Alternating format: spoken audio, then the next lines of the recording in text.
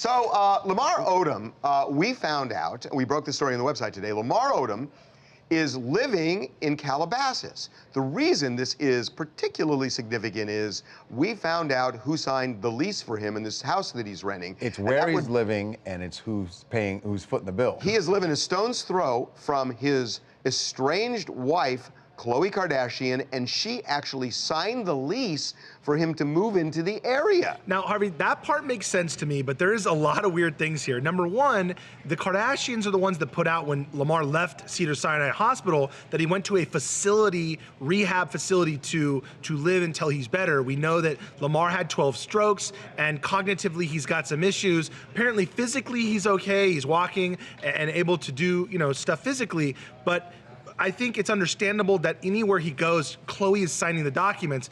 But the weird part about that is that she signed a lease in a neighborhood that she lives in, like you said. His house, Lamar's new house, is a block away from hers. We're talking walking distance from Khloe Kardashian's home, and there's a person there taking care of Lamar like a nurse. The other weird part to me is Khloe Kardashian was in and out of a relationship with another person, the basketball player, and so James Harden. Right, and Lamar is that close and nearby and probably not leaving the house that often. It's gotta be hard or weird to have a relationship. Mike, I will say, I talked to somebody yesterday who saw him standing in front of Khloe's house, and that person said he looked remarkably good.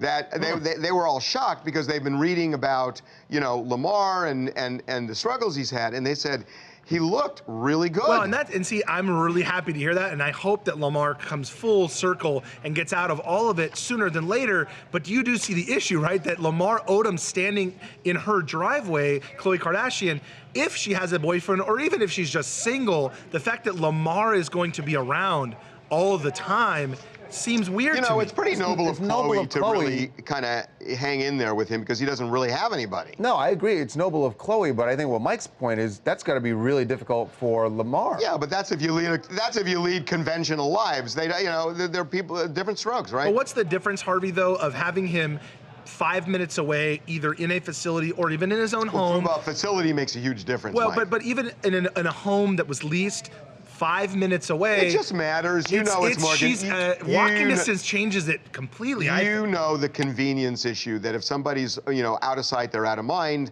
and she wants to be present with him. I mean, I gotta say, is this a case of Khloe feeling like she needs to watch over him to make sure that maybe there to isn't say some a little sort bit of of a savior thing? That's what I think, Charles, and that's unhealthy to me. I think it's very noble what Khloe's doing to help her estranged husband, but all the things we know about their relationship, you would think she'd want a little separation to at least live her own life, and I think great that she's doing it. I'm glad Lamar's doing better. I just think it may become an issue in the future. The weirdest thing about it seems like James Harden is just so cool with everything. That just really, it does seem like he's the coolest guy ever. He's not here. The coolest guy ever. Totally. Hey, Harvey and Charles. This is Nikki up here in the Emerald Triangle. Khloe's my favorite Kardashian, and she's a ride or die for sure. And what Khloe is doing is, she said it already. She doesn't mind Lamar doing what he wants to do. She doesn't want him with the hoes and the brothels. She rathers him to have some really sophisticated slores, and if she wants to keep tabs on him a little bit to kind of help him rehabilitate, I have to say my hat goes off to her. She's the type of ride or die chick that any man should want in their corner. Hey, Nikki, you said something. What's a slore? Those are words that those Kardashians use on the regular basis. That's a sophisticated whore.